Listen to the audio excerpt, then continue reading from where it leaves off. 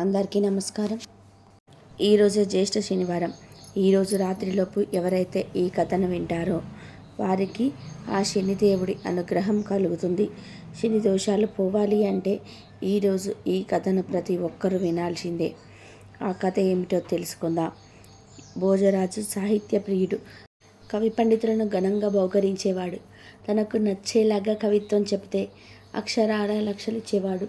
అందుచేత అతని రాజ్యంలో దాదాపు అందరూ కవులే, చిన్నపిల్లలు సైతం పండితులే. అనాదిగా కాశీ పండితులకు దేశమంతా కూడా గొప్ప ఖ్యాతి ఉండేది. భోజరాజు పరిపాలనలో దారానగరపు పండితుల ఖ్యాతి పైకి వచ్చింది. రాను రాను దేశంలోనే కాశీ పండితులను తలుసుకునే వారు లేకపోయారు. ఇది చూసి కాశీ పండితులకు కోపం వచ్చింది. వారంతా కలిసి ఒక సభ చేశారు. కాశీ పండితులు కొందరు దారా నగరానికి వెళ్ళి అక్కడ పండితులను బహిరంగ చర్చలో ఓడిస్తే గాని కాశీనగర ప్రతిష్ఠ నిలబడదని సభలో తీర్మానం చేశారు. ఇందుకు గాను నలుగురు దిగ్గజాల వంటి కాశీ పట్టణాలను వెన్నుకొని వారిని దారా నగరానికి ప్రయాణం కట్టించారు. ఆ నలుగురు కాశీ పండితులు దారానగరం చేరుకొని ఒక సామాన్య గృహస్థుడు ఇంటికి బస చేశారు. ఆ గృహస్థు వారిని గౌరవంతో ఆదరించి వారికి తన శక్తి కొద్దీ సమస్త సౌకర్యాలు ఏర్పాటు చేశాడు. ఆ గృహస్థుకు 12 ఏళ్ల కూతురు, 8 ఏళ్ల కొడుకున్నాడు. దారానగరంలో అందరికీ పండితుల పట్ల గౌరవం ఉన్నట్లే కనిపించింది. కానీ ఇక్కడ పండితులు ఎంత గట్టివారో, వారిని ఎలా ఓడించాలో, తీరా వారి చేతుల్లో ఓడిపోతే తమకే కాక కాశీ నగరానికి అపఖ్యాతి వస్తుందని వారు భయపడుతూనే ఉన్నారు. పండితులు మరుసటి ఉదయం వేకువజామునే లేచి నిత్యకృత్యాలు తీసుకుంటున్న సమయంలో ఒక చిత్రం జరిగింది. చెట్ల మీద కాకులు కోలాహలంగా అరుస్తున్నాయి. ఈ అరుపులు విన్న ఇంటివారి కుర్రవాడు తన అక్కతో ఇలా అన్నాడు. అక్క, అరుణోదయ వేళ కాకులు ఎందుకు అరుస్తాయో అని అడిగాడు. నీళ్లు తేవడానికి ఆ పిల్ల బిందె చంకన పెట్టుకొని బావి వద్దకు పోతూ ఇలా అంటుంది. చూడు తమ్ముడు, ఇంట 4 కాశీ పండితులున్నారు. ఇంత చిన్న అనుమాన్ని వాళ్ళు తీర్చలేకపోర్లే, వారిని అడుగు అని వెళ్ళిపోయింది. ఇక కుర్రవాడు పండితుల దగ్గరికి వచ్చి, అయ్యలారా, ఈ సందేహాన్ని తీర్చండి. తెల్లవారబోతుండగా కాకులు ఎందుకు అరుస్తాయి అని మర్యాదగా అడిగాడు. ఇక కాశీ పండితుడు ఒకరి ముఖాలు ఒకరు చూసుకున్నారు. నిజానికి కాకులు పొద్దున్నే ఎందుకు అరుస్తాయో వారికి తెలియదు. వారికి అలాంటి సందేహం ఎప్పుడు కలగలేదు. ఆ సందేహానికి సమాధానం ఉంటుంది కూడా వారికి గుర్తోచలేదు. కుర్రవాడికి ఏదో ఒక సమాధానం చెప్పాలి గడక వారు తోసింది చెప్పారు. పొద్దున్నే లేచి కాకులు ఒకదాని ఒకటి పలకరించుకుంటాయి అని ఒక పండితుడు చెప్పాడు. దానికి ఆ కుర్రవాడు, రోజు పలకరించుకునే ఉంటుంటాయి కదా, ఉదయాన్నే అన్నీ ఒక్కసారి ఎందుకు అరుస్తాయి అని అడిగాడు ఆ కుర్రవాడు. దానికి పండితుల్లో ఒకడు, రాత్రి అయిపోయింది గనక సంతోషంగా అరుస్తాయి అన్నాడు ఇంకొక పండితుడు. దానికి ఆ కుర్రవాడు, రోజు మొత్తం ఎందుకు అలా అరవవు అన్నాడు. మిగిలిన పండితుడు కూడా ఏదో చెప్పారు. కానీ కుర్రవాడికి తృప్తి కలగలేదు. ఇంతలో కుర్రవాడి అక్క నీళ్ళ బిందెతో తిరిగి వచ్చింది. ఇక ఆ కుర్రవాడు, అక్క, నా సందేహం నీవైనా తీరుదు. తెల్లవారేటప్పుడు కాకులన్నీ ఎందుకు గోలగా అరుస్తాయి అని కుర్రవాడు మళ్ళీ అడిగాడు. దానికి వాళ్ళ అక్క ఇలా అంటుంది. కాశీ పండితులను అడగమని చెప్పాను కదా, అడక్కపోయావా అన్నది అక్క. దానికి ఆ కుర్రవాడు, వారికి సరిగ్గా తెలిసినట్టు లేదక్క అన్నాడు తమ్ముడు. దానికి వాళ్ళ అక్క ఏదో చెప్తుంది. అయితే నేను చెప్తాను విను. సూర్యభగవానుడు చీకటిని నిర్మూలిస్తూ రావడం చూసి నల్లగా ఉన్న తాము కూడా చీకటిగా మావించి నిర్మూలించిపోతామేమో అని కాకులు మేము చీకటి కావు, కాకులము కాకులు కావు అంటూ సూర్యభగవానుని హెచ్చరిస్తున్నాయి అంటూ అక్క లోపలికి వెళ్ళిపోయింది. తన సందేహం తీరినందుకు కుర్రవాడం పరమానందంతో గంతులు వేయసాగాడు. ఇదంతా వింటున్న కాశీ పండితుడు ఒకరి ముఖాలు ఒకరు చూసుకున్నారు. ఇంకా పెళ్ళైన కాని సామాన్య గృహస్థు కూతురికే ఇంత ప్రజ్ఞ ఉంటే ఇక ఈ దేశపు పండితుల ముందు మనమెంత అని వారిలో వారు విసర్జించుకొని ఆ పూటే కాశీ నగరానికి ప్రయాణం కట్టి వెళ్ళిపోయారు. ఈ అద్భుత కథను ఈరోజు ఎవరైతే విన్నారో మీ అంత అదృష్టవంతులు ఇక ఉండరు. ఈ కథను ఈరోజు ఎవరైతే విన్నారో వారికి శని బాధలు, శని దోషాలు పోతాయి. ఈరోజు జ్యేష్ఠ శనివారం. ఈరోజు ఈ వీడియోలో మనం శని భగవానుడు చెప్పిన 2 మాటలు విందాం. ఆ మాటలు వింటే చాలు, కటిక పేదవాడు కూడా కుబేరుడవుతాడు. శని భగవానుడు చెప్పిన ఈ మాటలను శ్రద్ధగా విన్న వారికి ధనయోగం కలుగుతుంది. శని దోషాలు ఈ రోజుతో పోతాయి. జీవితంలో కష్టాలు రావు. మరి శని భగవానుడు చెప్పిన ఆ 2 మాటలు ఏమిటో ఇప్పుడు మనం ఈ వీడియోలో తెలుసుకుందాం. అంతకన్నా ముందుగా ఈ వీడియోలో చెప్పే ఈ వీడియోను షేర్ చేయండి, ఈ వీడియోను లైక్ చేయండి, అలాగే మా ఛానల్ని సబ్స్క్రైబ్ చేసుకొని బెల్ ఐకాన్ని యాక్టివ్ చేసుకోండి. ఇక వీడియోలోకి వస్తే, ఒకసారి వైకుంఠంలో ఉన్న లక్ష్మీదేవి దగ్గరకు శని భగవానుడు వస్తాడు. లక్ష్మీదేవి మరియు శని భగవానుడి మధ్య ఒక వాగ్వాదం జరిగింది. వారిద్దరూ నేను గొప్ప అంటే నేను గొప్ప అని వాదులాడుకోవడం మొదలుపెట్టారు. వీరిద్దరి వాదన విన్న శ్రీ మహావిష్ణువు ఒక సలహా ఇచ్చాడు. విష్ణు భగవానుడు ఇలా అన్నాడు, మీరు ఇద్దరు కూడా భూలోకానికి వెళ్ళండి.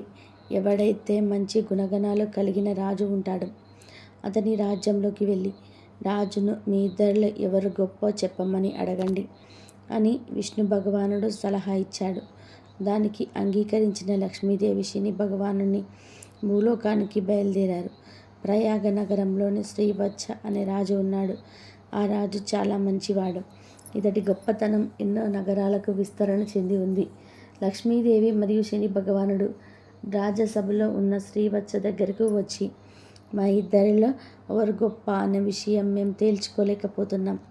నువ్వు గొప్ప రాజు కదా, మా ఇద్దరిలో ఎవరు గొప్ప అన్న విషయాన్ని నువ్వు తేల్చి చెప్పు అన్నాడు. లక్ష్మీదేవి శనిదేవుడు మాటలు విన్న రాజు కొంచెం కంగారు పడ్డారు. ఇక రాజు మనసులో ఇలా అనుకున్నాడు, ఇప్పుడు నేను మీ ఇద్దరిలోని ఎవరు గొప్ప అని చెప్పను. శనిదేవుడు గొప్ప అని చెబితే లక్ష్మీదేవికి కోపం వస్తుంది. లక్ష్మీదేవికి గొప్ప అని చెప్తే శని భగవానుడు కోపం వస్తుంది. లక్ష్మీదేవికి కోపం వస్తే నా రాజ్యంలోని సంపదలన్నీ కూడా పోతాయి. శని భగవానుడికి కోపం వస్తే నా రాజ్యంలోని అష్ట కష్టాలన్నీ గురి చేస్తాడు. రాజు ఆలోచించడం చూసిన లక్ష్మీదేవి శని భగవానుడు ఇలా అంటారు, మేమిద్దరం ఒక వారం తర్వాత మళ్ళీ నీ దగ్గరికి వస్తాం. అప్పటి వరకు నీవు ఆలోచించుకొని మా ఇద్దరిలో ఎవరు గొప్పవారో చెప్పు అంటాడు. లక్ష్మీదేవి శని భగవానుడు రాజు దగ్గర నుండి వెళ్ళిపోతారు. ఇక రాజు ఎవరి గొప్ప అని చెప్పాలని ఆలోచిస్తాడు. ఆ ఆలోచనతో రాజుకు తిండిపై నిద్రపై ఆసక్తి తగ్గిపోయింది. అలా 4 రోజులు గడిచాయి. ఇంకా 3 రోజులే ఉన్నాయి. నేను ఏం చెయ్యాలి అని ఆలోచిస్తున్నాడు. రాజు చింతగా ఉండడం చూసి రాణి ఇలా అంటుంది, ఏమైంది? మీరు కొద్ది రోజుల నుండి చాలా ఆందోళనగా ఉంటున్నారు. ఏమైనా సమస్య వచ్చిందా? లేదా మన నగరానికి ఏదైనా సమస్య రాబోతుందా అని అడిగింది. రాణి అడిగిన ప్రశ్నలకు రాజు ఇలా అన్నాడు, నేను ఒక సమస్యలో ఇరుక్కున్నాను. 4 రోజుల క్రితం నేను రాజ్యసభలో ఉండగా లక్ష్మీదేవి శని భగవానుడు వచ్చారు. వారిద్దరూ ఎవరి గొప్ప ఈ విషయాన్ని నాకు చెప్పమని అన్నారు. ఆ మాటలు విన్న రాణి ఇలా అంటుంది, అయితే మీరు వారిద్దరిలో ఎవరు గొప్ప అని చెప్పారు అని అడిగింది. దానికి రాజు ఇలా అంటాడు, నేను ఎవరు గొప్ప అని చెప్పలేదు. దానికోసం నాకు వారు ఒక వారం రోజులు గడిపించారు. ఇప్పటికే 4 రోజులు అయిపోయాయి, కానీ నాకు సమాధానం దొరకలేదు. నేను ఎవరు గొప్ప అని చెప్పను. ఒకరు గొప్ప అని చెప్పితే ఒకరికి కోపం వస్తుంది. నేను ఏం చేయను అని రాజు రాణితో అన్నాడు. దానికి రాణి ఇలా అంటుంది, నేను మీకు ఒక సలహా ఇస్తాను. మీరు మీ సింహాసనం కుడి ప్రక్కన బంగారు సింహాసనం ఒకటి వేయించండి. అలానే ఎడమవైపు వెండి సింహాసనం ఒకటి వేయించండి. ఎప్పుడైతే లక్ష్మీదేవి శని భగవానుడు మీ వద్దకు వస్తారో వారిని కూర్చోమని చెప్పండి. వారు ఎంచుకున్న కుర్చీలు వారి స్థాయిని గొప్పతనాన్ని చెప్తాయి అని చెప్తుంది. రాణి సలహా విన్న రాజు ఆనందంతో పొంగిపోయాడు. మరుసటి రోజు 100 మందిని పిలిచి బంగారు సింహాసనం వెండి సింహాసనం చేయించమని చెప్పారు. వారం రోజులు గడిచిపోయాయి. లక్ష్మీదేవి శనిదేవుడు రాజు దగ్గరికి వచ్చారు. రాజు వారిని కూర్చోమని చెప్పగా లక్ష్మీదేవి బంగారు సింహాసనంపై, శనిదేవుడు వెండి సింహాసనంపై కూర్చున్నారు. ఇక లక్ష్మీదేవి శనిదేవుడు రాజును ఆ ఇద్దరిలో ఎవరు గొప్పవారో చెప్పమని అన్నారు. దానికి రాజు, మీ ఇద్దరిలో ఎవరు గొప్పవారు? మీరే స్వయంగా నిర్ణయం తీసుకున్నారు అన్నారు. ఆ మాటలకు శని భగవానుడు ఆశ్చర్యపోయాడు. తాను దేనిపై కూర్చున్నాడో చూసుకున్నాడు. శని భగవానుడు మనసులో ఇలా అనుకున్నాడు. నేను వెండి సింహాసనంపై కూర్చున్నాను. లక్ష్మీదేవి బంగారం సింహాసనంపై కూర్చుంది. వెండి కంటే బంగారం విలువైనది. వెండి కన్నా బంగారాన్ని గొప్పగా భావిస్తారు. అంటే లక్ష్మీదేవియే గొప్పది అని ఆలోచించి వెంటనే తాను కూర్చున్న సింహాసనంపై లేచి రాజు వైపు కోపంగా చూసి బయటకు వెళ్ళిపోయాడు శని భగవానుడు. శని భగవానుడు వెళ్ళడం చూసిన రాజుకు భయం వేసింది. వెంటనే లక్ష్మీదేవి ఇలా అంటుంది, నువ్వేమీ భయపడకు, నీకు తోడుగా నేను ఉంటాను అంటుంది. శనిదేవుడికి కోపం రావడం వల్ల శ్రీవత్స రాజ్యానికి విపరీతమైన కరువు వచ్చింది. రాజ్యంలో పంటలు పండలేదు, వానలు కురవలేదు. దానితో రాజ్యంలో ప్రజలంతా పక్క రాజ్యానికి వెళ్ళడం మొదలుపెట్టారు. చాలా వరకు రాజ్యంలో ప్రజలంతా రాజ్యాన్ని విడిచి వెళ్ళిపోయారు. అలా ఏడాది గడిచింది. రాజ్యంలో పరిస్థితులు ఏమీ చక్కబడలేదు. దాంతో రాజు రాణి కూడా రాజ్యం విడిచి వెళ్ళాలని నిర్ణయించుకున్నారు. రాజు రాణితో ఇలా అంటాడు, రాణి, మన దగ్గర మిగిలి ఉన్న నాణాలను మూటకట్టు. మనం ఈ రాజ్యాన్ని వదిలి వెళ్ళిపోదాం. రాజు మాటలు విన్న రాణి బాధపడింది. కొన్ని వస్త్రాలు, కొన్ని నాణాలను మూటకట్టుకొని రాజ్యం నుండి ఇతర రాజ్యానికి వెళ్ళడానికి సిద్ధంగా ఉన్నారు. రాజును చూసిన శనిదేవుడు కోపంతో విపరీతమైన వాన కురిపించాడు. 4 వైపులా మబ్బులు కమ్ముకున్నాయి. చీకటి కమ్మేసింది. దారి కనిపించటం లేదు. అప్పుడు లక్ష్మీదేవి ఒక పాప రూపంలో అక్కడికి వచ్చింది. వారిని ఒక నది ఒడ్డుకు చేర్చింది. పాప రూపంలో వచ్చిన లక్ష్మీదేవి మాయమైపోయింది. ఇక రాజు రాణి వారి ముందున్న నదిని చూసి మనం ఇప్పుడు ఈ నదిని ఎలా దాటాలి అని అనుకున్నారు. చుట్టూ చూడగా ఒక వ్యక్తి పడవపై రాజువారి వైపు వస్తున్నాడు. ఆ వ్యక్తి ఎవరో కాదు, శనిదేవుడే. శనిదేవుడు ఒక వ్యక్తి రూపంలో రాజు వద్దకు వచ్చి ఏదైనా సహాయం కావాలా అని అడిగాడు. దానికి రాజు మమ్మల్ని నది ఒడ్డుకు దాటించమని అన్నాడు. ఆ వ్యక్తి, రాజా, నా పడవలో 2 మాత్రమే సరిపడతారు. ఒకరు నేను, ఇంకొకరు నాతో ప్రయాణించే వ్యక్తి. కానీ మీరు 2 ఉన్నారు. మీతో పాటు కొన్ని మూటలు కూడా ఉన్నాయి అన్నాడు. దానికి రాజు, సరే అయితే ముందు ఈ పడవలో నా భార్య అయిన చిత్రాంగిని ఎక్కించుకో, ఆ తర్వాత నన్ను ఎక్కించుకో, చివరిగా ఈ మూటలను తీసుకొని మా వద్దకు వచ్చే అన్నాడు. రాజు మాటలు విన్న ఆ వ్యక్తి సరే అని చెప్పి ముందు రాణిని ఒడ్డుకు చేర్చాడు. ఆ తర్వాత రాజును ఒడ్డుకు చేర్చారు. చివరగా రాజుగారు తెచ్చుకున్న మూటలను పడవలోకి ఎక్కించుకొని వస్తున్నాడు. వ్యక్తి రూపంలో ఉన్న శనిదేవుడు నదిలోకి రాగానే పడవతో సహా మాయమైపోయాడు. రాజు వద్ద ఉన్న డబ్బంతా శనిదేవుడు తీసుకొని మాయమైపోయాడు. ఇది చూసి రాజు రాణి చాలా బాధపడ్డారు. అయినా సరే ఏం పర్వాలేదు, మనం 2 కష్టపడి పని చేసుకుందాం, ఎంతో కొంత ధనాన్ని పోగు చేసుకుందాం అని రాజు రాణికి ధైర్యం చెప్పాడు. రాజు రాణి ఒక నగరానికి చేరుకున్నారు. ఆ నగరంలో చిన్న పాక వేసుకొని పూజించడం ప్రారంభించారు. కొన్ని కట్టెలను కొన్ని కట్టకట్టకు వచ్చి ఆ కట్టెలను వంట చేసుకోవడానికి ఇంట్లో ఉంచి మరికొన్ని కట్టెలను అమ్మి ధనం సంపాదించడం ప్రారంభించాడు. లక్ష్మీదేవి దయ వల్ల రాజుగారికి గంధం చెక్కలు దొరికాయి. ఆ గంధం చెక్కలను అమ్మి రాజు చాలా ధనాన్ని పోగు చేశాడు. రాజు రాణి 2 సుఖంగా జీవించడం ప్రారంభించారు. రాజు ఆనందంగా ఉండడం చూసిన శనిదేవుడు రాజు ఆనందాన్ని ఎలా చెడగొట్టాలి అని ఆలోచిస్తున్నాడు. ఇది ఇలా ఉండగా రాజు నివసిస్తున్న రాజ్యంలో గంధపు చెక్కలను ఒక ప్రాంతం నుండి ఇంకొక ప్రాంతానికి తీసుకొని వెళ్ళడానికి ఒక వ్యాపారి ప్రతిరోజు నావలో ప్రయాణం చేస్తుండేవాడు.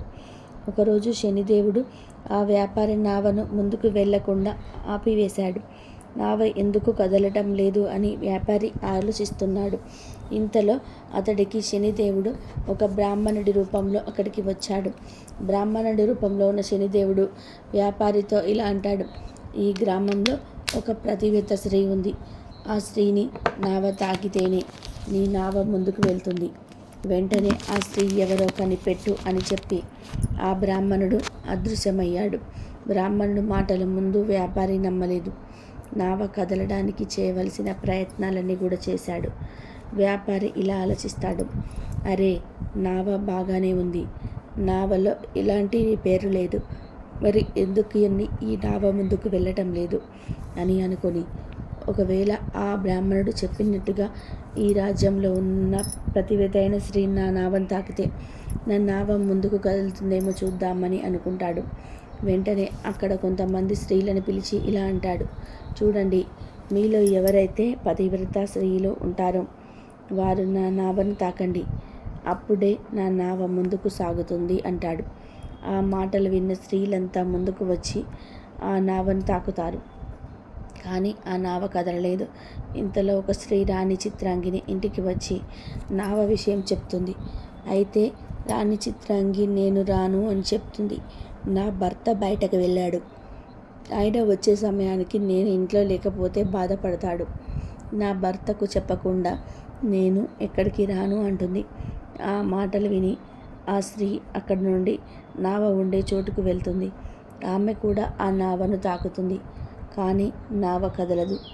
ఏంటి, ఈ రాజ్యంలో నా నావను ముందుకు నడిపే ఒక్క స్త్రీ కూడా లేదా అని బాధపడతాడు. అప్పుడు ఒక స్త్రీ ఇలా అంటుంది, ఒక స్త్రీ ఇంకా రాలేదు, తన భర్త కట్టెలు కొట్టడానికి వెళ్ళాడట, తాను తన భర్త వస్తే కానీ ఇల్లు కదిలి రాను అంటుంది.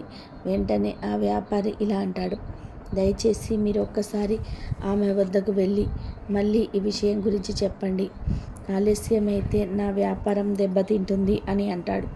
ఇక ఆ స్త్రీ రాణి చిత్రాంగిని దగ్గరికి వెళ్ళి, నావ దగ్గరకు నీవు ఒక్కదానివే రాలేదు, నువ్వు తాకితే గాని ఆ నావ కదిలేలా లేదు అంటుంది.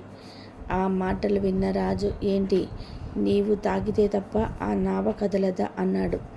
అప్పుడు రాణి, అదేమీ నాకు తెలియదు, మీరు ఇంట్లో లేనప్పుడు ఒక స్త్రీ వచ్చి నన్ను ఆ నావ దగ్గరకు రమ్మని చెప్పింది, నేను నా భర్త ఇంట్లో లేను, రాను అని చెప్పాను అని అనగానే దానికి రాజు, ఒకవేళ నిజంగానే నీవు ఆ నావను తాకితే ఆ నావుక కదిలితే ఆ వ్యాపారికి మంచి జరుగుతుందేమో అంటాడు రాజు. దానికి రాణి, అదేమీ నాకు తెలియదు, అక్కడికి వెళ్ళడం ఇష్టం లేదు అంటుంది. దానికి రాజు, చూడు, నీవు ఒకప్పుడు రాణివి, రాణి తన రాజ్యంలో ప్రజలు కష్టంలో ఉంటే చూస్తూ ఊరుకోదు కదా, కాకపోతే ఇప్పుడు నీ స్థాయి మారింది అంతే, కానీ నీవు ప్రజలు కష్టంలో ఉంటే సాయం చెయ్యాలని రాజు రాణికి నచ్చచెప్పి ఆ నావ వద్దకు తీసుకొని వెళ్తాడు. నావలో ఉన్న వ్యాపారి రాణి చిత్రాంగిని చూసి ఆమె అందానికి ముగ్ధుడై ఆమెను తనతో తీసుకొని వెళ్ళాలి అనుకుంటాడు. రాణి నావపై చెయ్యి వేయగానే నావ కదిలింది. అది చూసి రాజు అక్కడ ఉన్న ప్రజలందరినీ కూడా ఆశ్చర్యపోయారు. కొంత సమయానికి ప్రజలు అక్కడ నుండి వెళ్ళిపోయారు. రాజు రాణి ఆ వ్యాపారి మాత్రం అక్కడ ఉన్నారు. వ్యాపారి వారికి కృతజ్ఞతలు చెప్పాడు. కానీ ఆ వ్యాపారి మనసులో ఒక చెడు ఆలోచన వచ్చింది. వెంటనే రాజును వెనక్కి తోసి రాణిని నావలో ఎక్కించుకొని చాలా దూరం వెళ్ళిపోయారు. రాజు చూసేసరికి నావ చాలా దూరం వెళ్ళిపోయింది. రాజు చాలా బాధతో గట్టిగా రాణిని పేరుతో పిలిచాడు. అక్కడ రాణి కూడా రాజును పిలుస్తూ ఉంది. కానీ ఏం లాభం లేదు. కానీ రాణి చిత్రాంగిని ఆ వ్యాపారాన్ని కోపగించుకొని సూర్యభగవాను ప్రార్థించింది, నాకు కురూపి రూపాన్ని ఇవ్వు, నేను నా శరీరాన్ని ఎవరికి ఇవ్వను, ఓ సూర్యదేవ, నా శీలాన్ని కాపాడండి అని గట్టిగా ప్రార్థించింది. సూర్యభగవానుడు చిత్రాంగిని రూపాన్ని కురూపిగా మార్చేశాడు. ఆమెను చూసిన వ్యాపారి భయంతో ఆమెను తాకే సాహసం కూడా చేయలేదు. ఇక చేసేదేమీ లేక ఆమెను ఆ నావలోనే ఉంచాడు. తనతోనే ఆ నావలో ఇతర దేశాలకు ప్రయాణం చేసేవాడు. ఇక రాజు విషయానికి వస్తే, భార్యను పోగొట్టుకున్న రాజు తమకున్న ఆస్తినంతా వదిలేసి ఒక ఆశ్రమానికి వెళ్ళి అక్కడ ఉన్న సాధువులకు గోవులకు సేవ చేస్తున్నాడు. గోవులకు ఆహారం పెడుతున్నాడు. అయితే లక్ష్మీదేవి కృప వల్ల ఆవులు వేసే పేడ కాస్త బంగారు ముద్దలుగా వచ్చాయి. ఆ బంగారు ముద్దలతో రాజు చాలా ధనవంతుడయ్యాడు. ఆ బంగారు ముద్దలను బాగా పోగు చేసేవాడు. తన భార్యను తీసుకొని వెళ్ళిన వ్యాపారి ఏదో ఒకరోజు మళ్ళీ ఈ రాజ్యానికి రాకపోడని అని ఆశగా ఎదురు చూస్తుండేవాడు. ఒకరోజు రాజు బంగారాన్ని కరిగించి ఏదైనా తయారు చేయడానికి ప్రక్క రాజ్యానికి తీసుకొని వెళ్దామనుకున్నాడు. అప్పుడు ఆ రాజుకు ఆ వ్యాపారి నావ కనిపించింది. వెంటనే అతన్ని పిలుస్తాడు. రాజుకు ఆ వ్యాపారి గుర్తున్నాడు. కానీ రాజు ముసుగు వేసుకొని ఉండడం వలన వ్యాపారి రాజును గుర్తుపట్టలేదు. వ్యాపారి రాజు వద్దకు రాగానే రాజు ఇలా అంటాడు, అయ్యా, నన్ను ఆ నది ఒడ్డుకు చేర్చండి. నా వద్ద చాలా బంగారం ఉంది. నేను దీనిని కరిగించి నా భార్యకు మంచి ఆభరణాలు చేయించాలని బంగారు ముద్దలు ఉన్న మూటలను ఇస్తాడు. బంగారంపై ఆశపడిన ఆ వ్యాపారి రాజును నావలోకి ఎక్కించుకుంటాడు. రాజు రాణిని వెతికే పనిలో ఉండగా వ్యాపారి వెలుపల నుండి వచ్చి రాజును నీటిలో తోసేస్తాడు. నీటి శబ్దం విన్న రాణి బయటకు చూసింది. రాజు నీటిలో పడిపోవడం చూసిన రాణి నావలో ఉండే గాలి తలగడను రాజుకు అందేలా విసిరింది. రాజు ఎలాగోకలాగా ఒడ్డుకు చేరుకున్నాడు. అక్కడ ఉన్న కొంతమంది ప్రజలు శ్రీవత్సరాజును మీరు ఎవరు, ఎలా ఈ నీటిలో కొట్టుకొని వచ్చారు అని అడుగుతారు. అప్పుడు శ్రీవత్సరాజు నేను నాకున్న సర్వస్వాన్ని కోల్పోయాను అంటాడు. అప్పుడు ప్రజలంతా కలిసి ఆ రాజపు రాజు వద్దకు శ్రీవత్సరాజును తీసుకొని వెళ్తారు. శ్రీవత్సరాజు ఆ రాజపు రాజును చూసి ఇలా అంటాడు, అయ్యా, మాకు మీ రాజ్యంలో ఏదో ఒక పని ఇప్పించండి అని అనగానే ఆ మాటలు విన్న రాజు శ్రీవత్సను పూలమాలిగా నియమిస్తాడు. శ్రీవత్సరాజు పూలమాలిగా ఉంటూ చుట్టూ ఉన్న పూల మొక్కలను, చెట్లను అందంగా పెంచడం ప్రారంభించాడు. రాజుకు ఒక కూతురు ఉంది. ఆమె అలంకరణ కోసం తోటలో నుండి కొన్ని పూలను దండగా గుచ్చి ఆమెకు పంపేవారు. అయితే ఒకరోజు రాజు కూతురు చెలికత్తెలతో ఇలా అంటుంది, ఈ మధ్య నాకు వచ్చే పూలమాలలు చాలా అందంగా ఉంటున్నాయి. ఎవరు వీటిని ఇంత అందంగా కడుతున్నారు అని రాజు కూతురు అడుగుతుంది. ఆ మాటలు విన్న చెలికత్తెలు, యువరాణి గారు, రాజుగారు కొత్తగా ఒక పూలమాలని ఏర్పాటు చేశారు. ఈయన పూలమాలను తయారు చేస్తూ ఉన్నాడు అని అన్నారు. ఆ మాటలకు ఆ యువరాణి ఆ తోటమాలిని చూడడానికి వస్తుంది. పూల మొక్కల్లో ఉన్న శ్రీవత్స అందాన్ని చూసి యువరాణి అతన్ని భర్తగా పొందాలని కోరుకుంటుంది. ఈ విషయాన్ని నేరుగా తన తండ్రి గారికి చెప్తుంది. రాజు అయిన తన తండ్రి గారు శ్రీవత్సను చాలా కాలంగా చూస్తూనే ఉన్నాడు. ఆయన ప్రవర్తన సామాన్య ప్రజలుగా లేదు. ఒకప్పుడు రాజుగా చేసిన వాడిలాగా లేదా రాజ్యసభలో ఒక వ్యక్తిగా కనిపిస్తున్నాడు. ఏదైతే అదయింది. నీ సంతోషమే నా సంతోషం అని యువరాణితో చెప్పి శ్రీవత్సరాజును పిలిపించాడు. యువరాణి నిన్ను పెళ్లి చేసుకోవాలని చెప్పాడు. దానికి శ్రీవత్సరాజు, నేను యువరాణిని పెళ్లి చేసుకునే యోగ్యుని కాదు. అయినా నాకు ముందే పెళ్ళయింది. నా భార్యను, నా ధనాన్ని కోల్పోయాను అని చెప్పాడు. కానీ తాను ప్రయాగ నగరానికి రాజు అని చెప్పలేదు. యువరాణి శ్రీవత్సరాజు కథ విని, అయినా పర్వాలేదు, నేను మిమ్మల్ని పెళ్లి చేసుకుంటాను అని చెప్పింది. శ్రీవత్సరాజు కూడా ఒప్పుకుంటాడు. యువరాణి మరియు శ్రీవత్స ఒకరోజు రాజభవనంపై ఉండగా రాజుకు నావలు కనిపించాయి. ఆ నావలను ఎవరు ఎక్కడికి ఎలా పంపిస్తున్నారు అని రాజు యువరాణిని అడుగుతాడు. అప్పుడు రాణి, నావలను ఇతర ప్రాంతాలకు, దేశాలకు రవాణా కోసం పంపుతాం. అక్కడ ఒక వ్యక్తి ఉంటాడు. తానే నావలో వచ్చే ప్రతి వస్తువును చూస్తూ నావ ఎక్కడికి వెళ్ళాలో చెప్తాడు. ఆ మాటలు విన్న రాజు, నావకు సంబంధించిన పనిలో ఏదైనా పని నాకు చూడమని మీ తండ్రి గారితో చెప్పమంటాడు. ఆ మాటలకు రాణి నవ్వి, చూడండి, ఇదంతా మీ సొంత. మీరు మీకు నచ్చినట్టు చేయండి. నావలో ఉండే ప్రదేశానికి వెళ్ళి మీకు నచ్చిన పనిని చేసుకోండి. కానీ ఒక్క విషయం గుర్తుపెట్టుకోండి, మీరు ఇప్పుడు నా భర్త, ఈ రాజ్యానికి యువరాజు. మిమ్మల్ని ఎవరైనా ఎదిరిస్తే వారిని క్షమించకండి. అలానే ఇతరులకు మాత్రం ఆదేశాలు ఇవ్వడం మర్చిపోకండి అని చెప్తుంది. ఆ మాటలు విని సరేనని చెప్తాడు శ్రీవత్సరాజు. మరుసటి రోజు శ్రీవత్సరాజు నావలో ఉండే ప్రదేశానికి వెళ్ళాడు. తన భార్యను మరియు బంగారాన్ని దొంగిలించిన వ్యాపారి కోసం ఎదురు చూడసాగాడు. అలా కొద్ది రోజులు అయ్యాయి. ఆ వ్యాపారి నావపై రావడం చూసిన శ్రీవత్సరాజు అక్కడే ఉన్న పని వాళ్ళను పిలిచి ఆ వ్యాపారిని తన వద్దకు తీసుకురమ్మని చెప్పాడు. వెంటనే శ్రీవత్సరాజు ఆ వ్యాపారిని పట్టుకొని రాజు వద్దకు తీసుకొని వెళ్ళి అతనే నా భార్యను, బంగారాన్ని దొంగిలించాడు అని చెప్పాడు. కానీ వ్యాపారి అదంతా కూడా అబద్ధం నమ్మబలికాడు. అప్పుడు శ్రీవత్సుడు, తన నావలో నా బంగారపు ముద్దలున్నాయి. అవి ఒకదానికొకటి చిక్కుకొని ఉంటాయి. వాటిని నేను తప్ప ఎవరు తీయలేరు అని చెప్పాడు. ఇక రాజు వెంటనే ఆ బంగారపు మూటలను తెప్పించాడు. ముందుగా వ్యాపారికి ఇచ్చి చిక్కు తీయమన్నాడు. ఓస్ అదెంత పని అయినా ఇవి నా బంగారు ముద్దలు, నాకు తెలియదా ఎలా తీయాలో అని పలికాడు. వ్యాపారి ఎంత ప్రయత్నించినా వాటిని చిక్కు తీయలేకపోయాడు.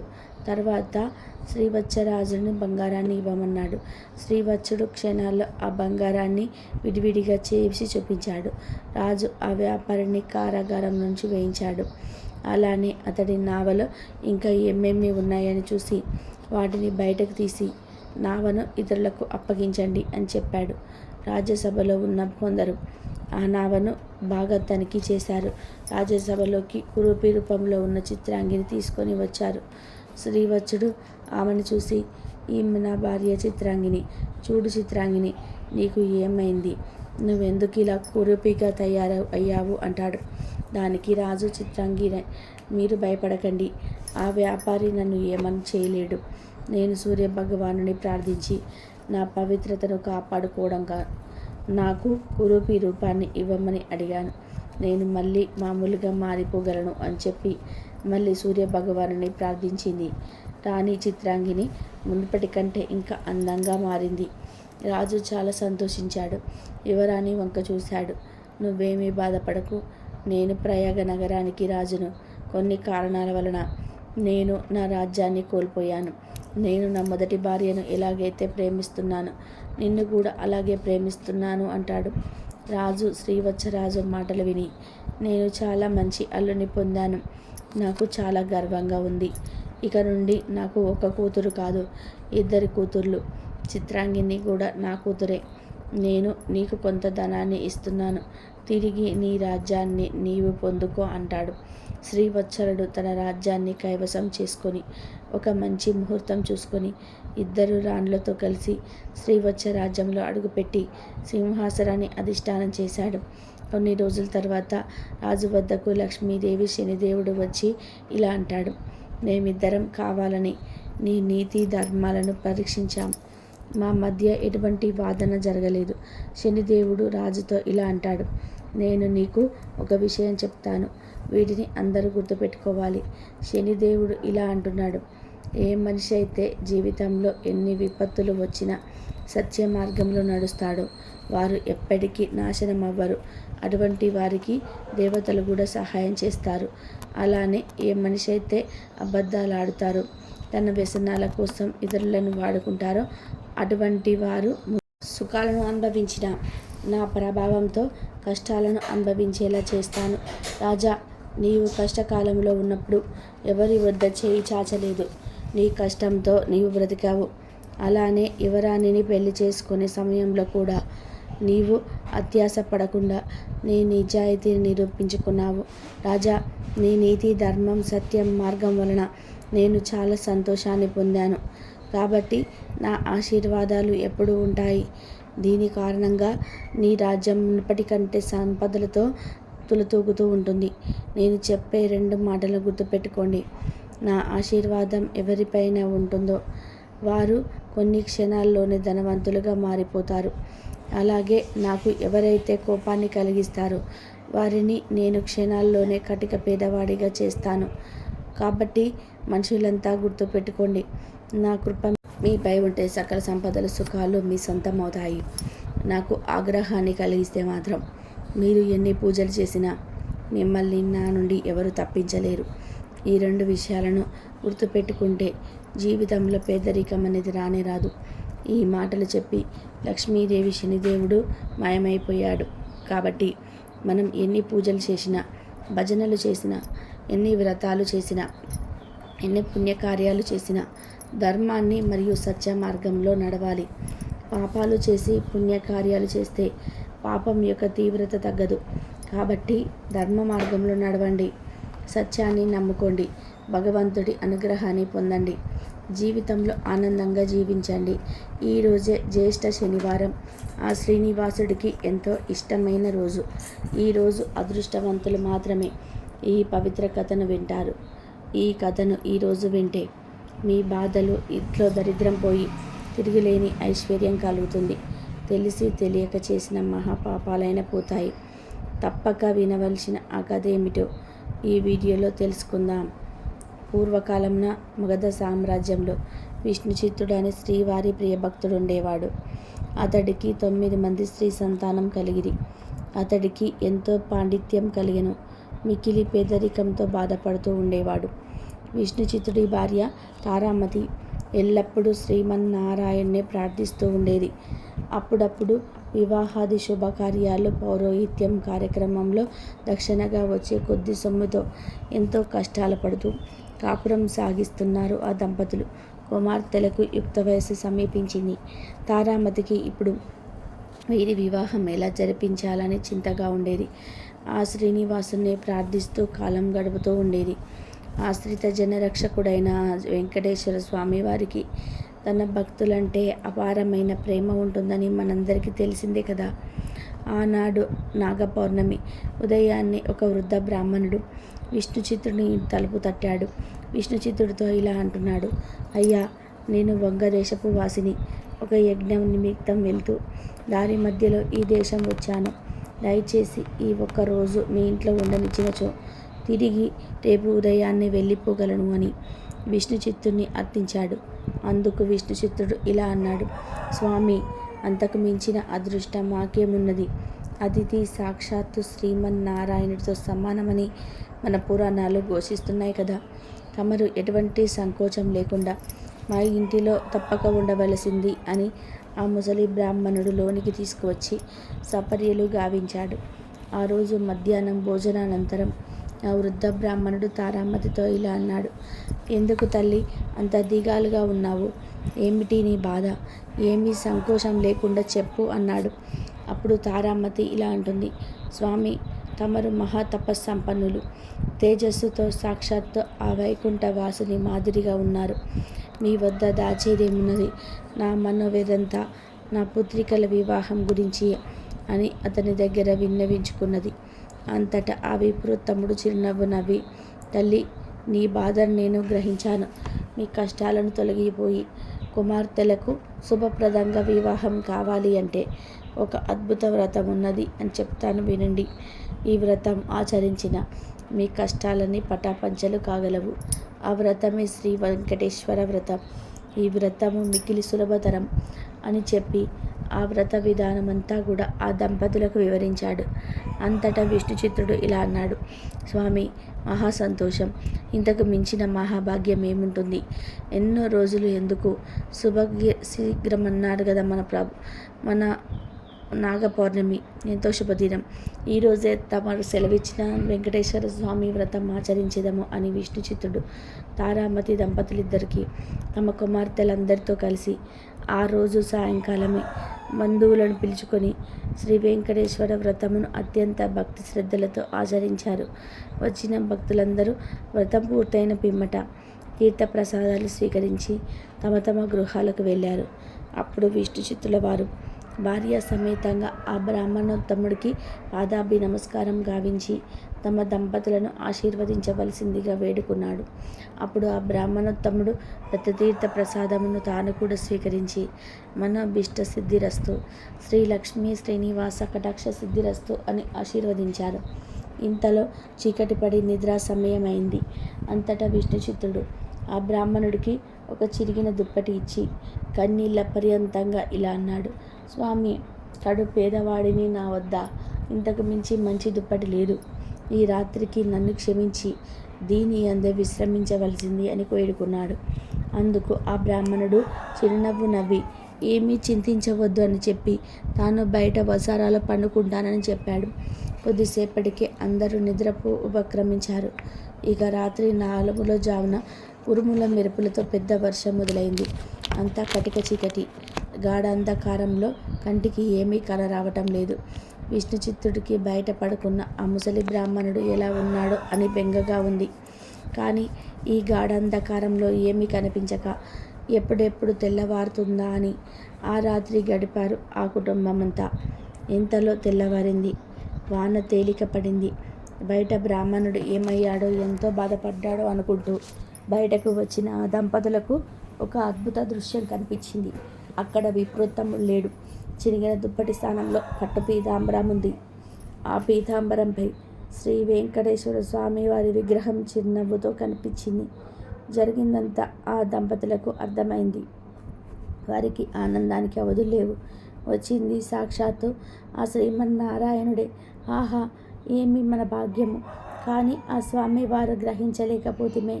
చివరికి శ్రీనిగడ దుప్పటే ఇచ్చినామే అని తలుస్తూ శ్రీ స్వామివారి విగ్రహాన్ని కళ్ళకద్దుకొని ఇంట్లోకి వచ్చారు. అలా ఇంట్లోకి రాగానే ఇల్లంతా స్వర్ణమయంగా కనిపించింది. అంతా ధనరాశులే. ఆహా, శ్రీ వెంకటేశ్వర స్వామి వ్రతకల్ప మహత్యం వలనే కదా ఇదంతా జరిగింది అని ఆ స్వామిని అనేక విధాలుగా స్తుతించారు. చూసారా, సాక్షాత్ శ్రీ స్వామివారే ఆ భక్తుని ఇంటికి అతిథి రూపంలో వచ్చి వ్రత విధానం చెప్పడమే కాకుండా తీర్థప్రసాదాలు కూడా తానే స్వయంగా స్వీకరించాడు. శ్రీ స్వామివారు అంతటి కరుణామయుడు.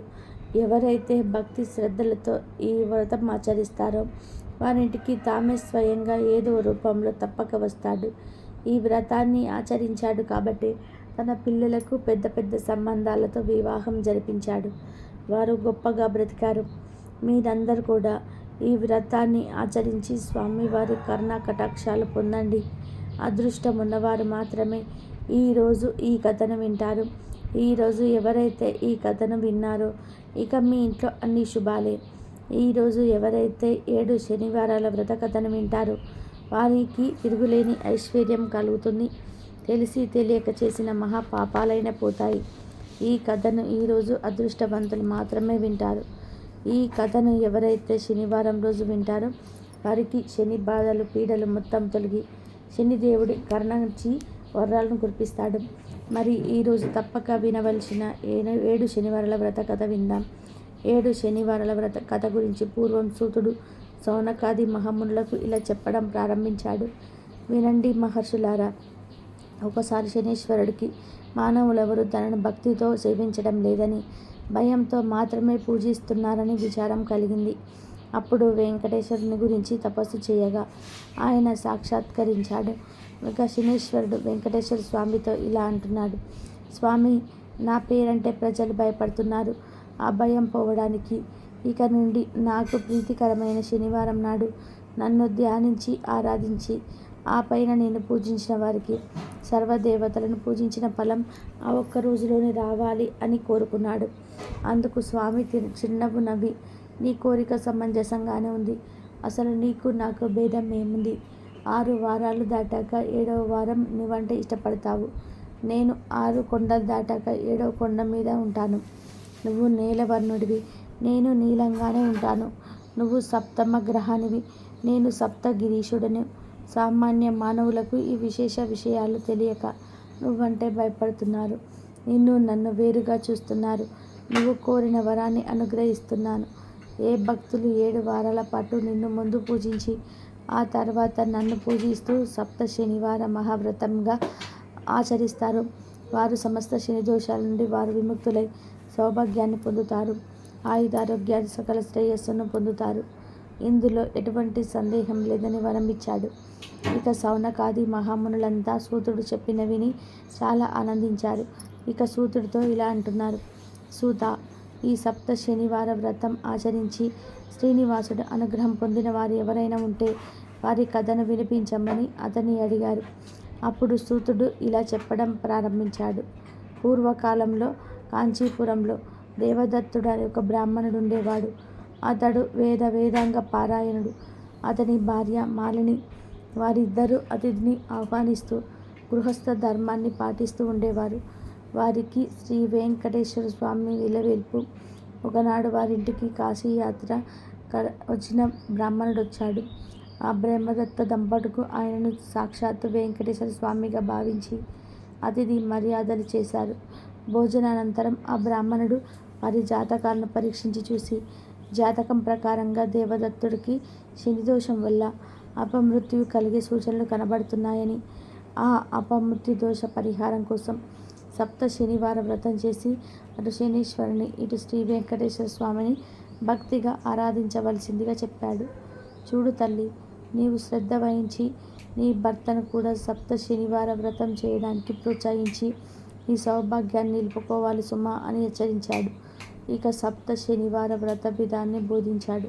దేవదత్తుడు ఆ శనివారం బ్రహ్మముహూర్తాన లేచి స్నానాలు చేసి ఇంటిలో ఈశాన్య భాగాన పూజాపీఠం పెట్టి వెంకటేశ్వర స్వామి చిత్రపటం పెట్టి నైవేద్యానికి కొబ్బరికాయలు, అట్టిపండ్లు, నల్లద్రాక్ష పళ్ళు, 7 చిమిలి ఉండలు సిద్ధం చేసుకొని ఉదయం పూజ చేసి ఒక బ్రాహ్మణుడు పిలిచి ఆయనకు భోజనం పెట్టి ఆ పైన వారు కూడా భుజించి మొదటి రోజు వ్రతం విరిగా నిర్వర్తించారు. ఆ విధానంగా వరుసగా వారు 7 శనివారాల వ్రతం భక్తి శ్రద్ధలతో కొనసాగించారు.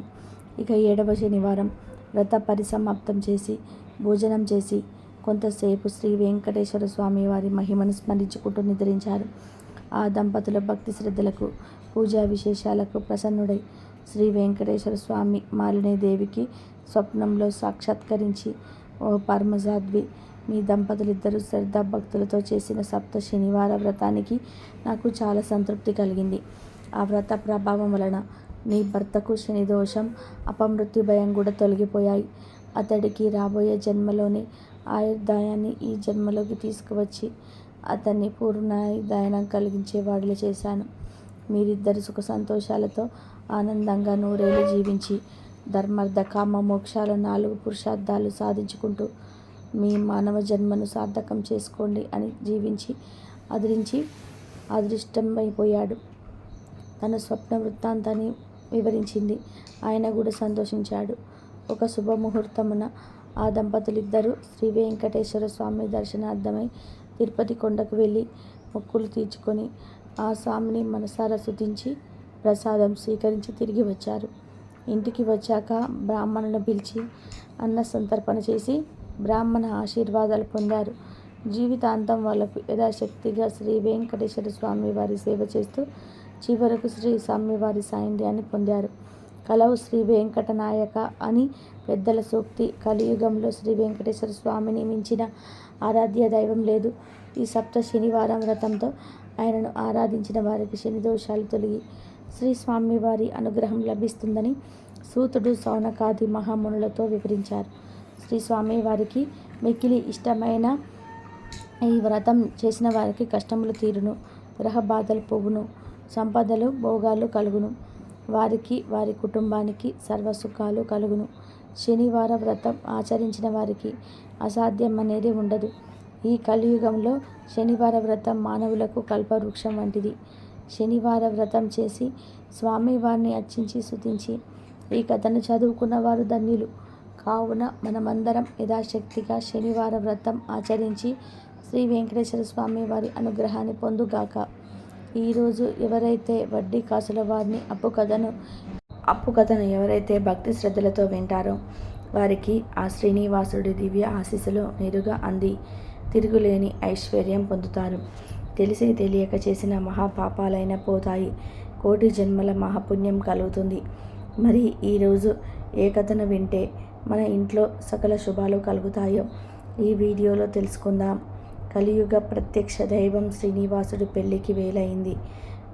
వలపించిన రమణిని చేపట్టేందుకు ఆ రమణుడికి ఎన్ని కష్టాలొచ్చాయో వర్ణించడం తరం కాదు. శ్రీహరి లక్ష్మి ఉన్నంతవరకు శ్రీమంతుడే. కానీ ఓ వైపు లక్ష్మీదేవి స్వామిని వీడి వెళ్ళిపోయింది. శ్రీనివాసుని చెయ్యి ఖాళీగా ఉంది. లక్ష్మీదేవి లేని దగ్గర లెక్క ఎక్కడిది, రొక్కం ఎక్కడిది. మరోవైపు ఆడపెళ్లివారు ఆగర్భ శ్రీమంతులు ఆకాశరాజుతో వియ్యం అందుకుంటే మాటలా. ఆ మాటకొస్తే శ్రీనివాసుడు మాత్రం ఏం తక్కువని. కానీ కాలం గానం వేసి పరిస్థితులు పేదరికానికి దారితీశాయి. కాలాతీతుడైనటువంటి స్వామికి అన్నీ విస్మరించడానికి ఆ సందర్భం. కన్యాదాత ఆకాశరాజు, పెళ్లి కొడుకు బ్రహ్మాండరాజు. ఇక సందడి. దేవాది దేవతలు, ఆదిదేవుడు బ్రహ్మదేవుడు, వారి బాధను పరివార జనాలు, ఋషులు అందరూ శ్రీనివాసుని కళ్యాణమూర్తిగా చూడాలని ఊవిళ్ళూరుతూ విచ్చేశారు. కానీ డబ్బుల దగ్గరికి వచ్చేసరికి ఎక్కడైనా రాజే కానీ కాసుల లెక్కలో వీసం కూడా రొక్కమే అని. చాలా ధనం కావాలి. మరి ఎలా? భోజనాలు పెట్టాలి నాన్నగారు. కాసులు ఏర్పాటు చేయమన్నారు బ్రాహ్మణులు.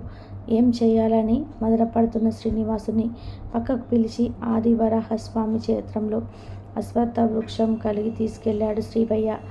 ఆ చెట్టు ఇప్పటికీ అక్కడ ఉంది. అందరి ముందు అప్పు గురించి మాట్లాడితే పరువు దక్కదని భయపడ్డాడేమో. మరి ఎందుకంటే ఆదిదేవుడికైనా అప్పు ముప్పే కదా.